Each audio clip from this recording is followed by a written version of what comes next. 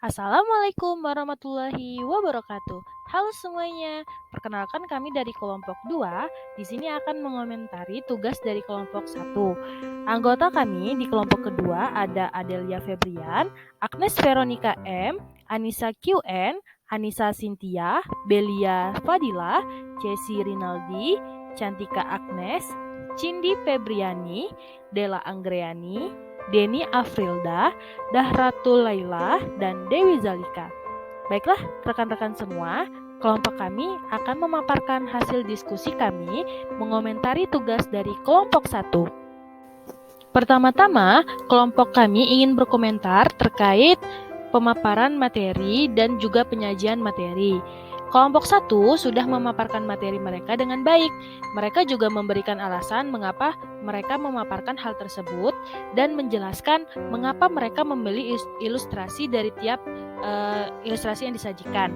Namun, dalam penyajiannya masih ada beberapa yang harus diperbaiki, seperti suara penyaji yang terlalu kecil dan suara musik yang terlalu besar, sehingga audiens sulit memahami dengan baik dan sulit mendengar dengan baik apa yang dijelaskan oleh kelompok 1. Rujukan kami dalam memberikan komentar ini adalah buku Teaching for Understanding bab 10.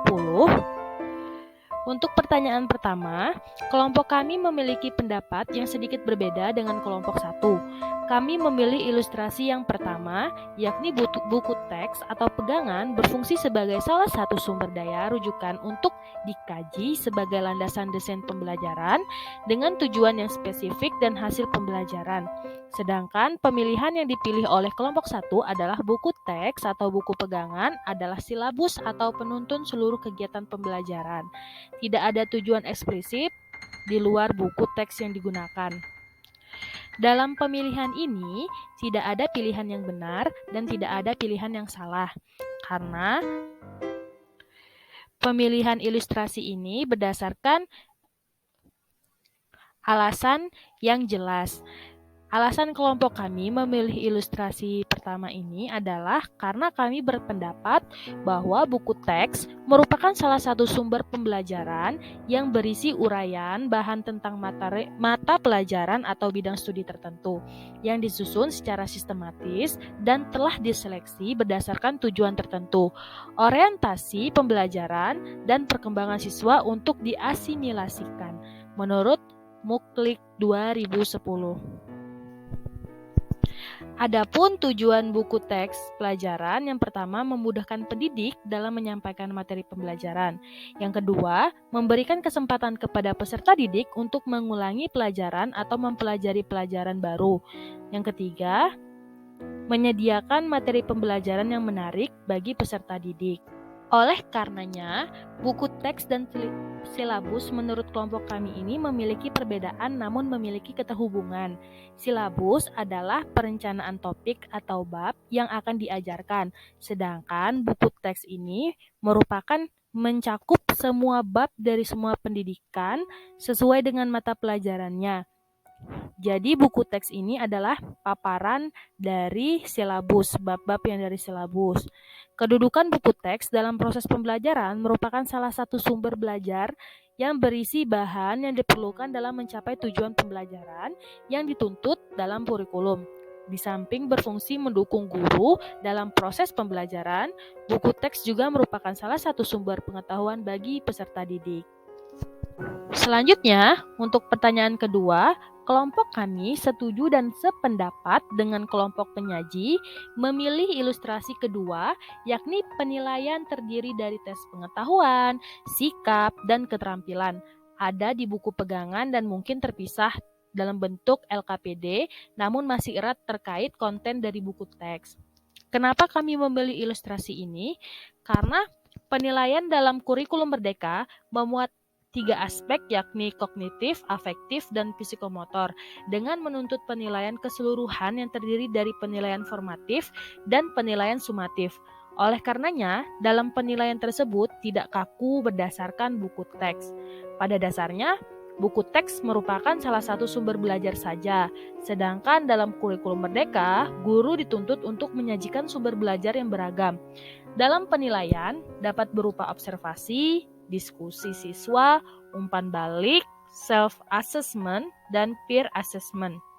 Metode pembelajaran yang dapat mengukur ketercapaian kompetensi yang diharapkan pada keterampilan abad 21 antara lain pembelajaran dengan metode ilmiah, inquiry, atau discovery learning, pembelajaran berbasis proyek, atau biasa kita sebut project-based learning, dan pembelajaran berbasis masalah atau problem-based learning.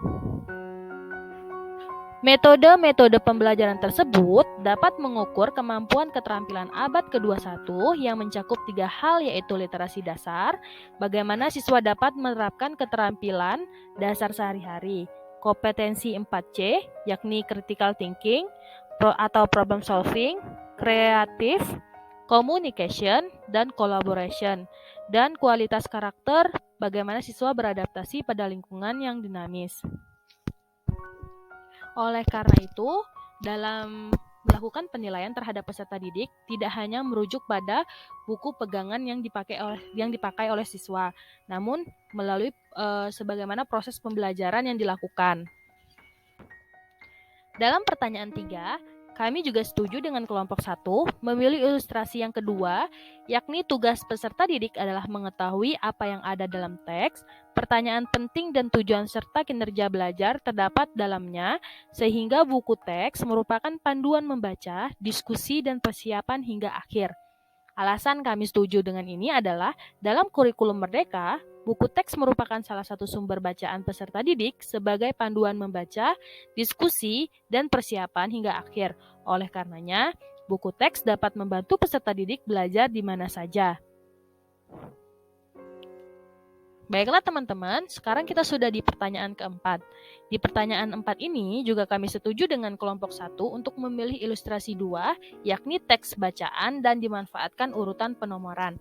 Alasannya, buku teks pelajaran menurut Haifa Afifa 2014 yaitu merupakan buku dalam bidang studi tertentu yang merupakan buku standar disusun oleh para pakar dalam bidang itu buat maksud dan tujuan-tujuan instruksional yang diperlengkapi dengan sarana-sarana pengajaran yang serasi dan mudah dipahami oleh para pemakainya di sekolah-sekolah dan perguruan tinggi sehingga dapat menunjang suatu program pengajaran.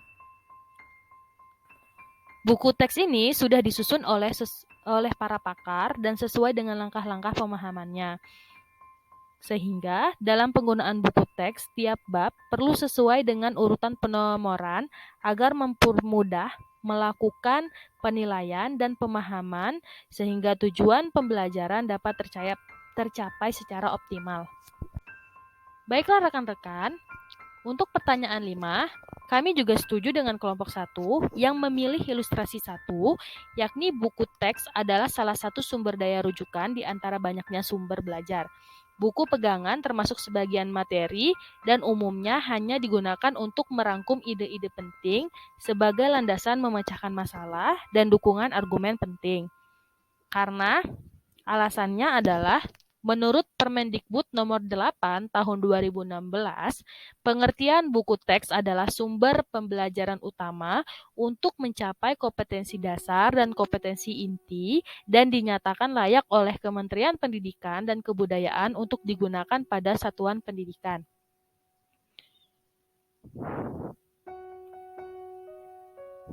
Sebagai media dan sumber pembelajaran, buku teks mampu mentransformasikan ilmu pengetahuan dan nilai-nilai kehidupan yang berkaitan dengan konteks pembelajaran yang akan diajarkan. Dalam hal ini, buku teks itu berisi ide-ide penting yang nantinya akan dikembangkan oleh guru sebagai landasan memecahkan masalah dan argumen penting bagi peserta didik. Baiklah rekan-rekan semua, itu adalah komentar yang diberikan oleh kelompok kami kepada kelompok 1. Semoga apa yang kami komentari dapat bermanfaat bagi kita semua. Jika ada salah kata, saya mewakili kelompok saya memohon maaf, kepada Allah saya memohon ampun. Saya tutup, wabillahi taufiq wal hidayah. Wassalamualaikum warahmatullahi wabarakatuh. Bye-bye, sampai ketemu di tugas selanjutnya.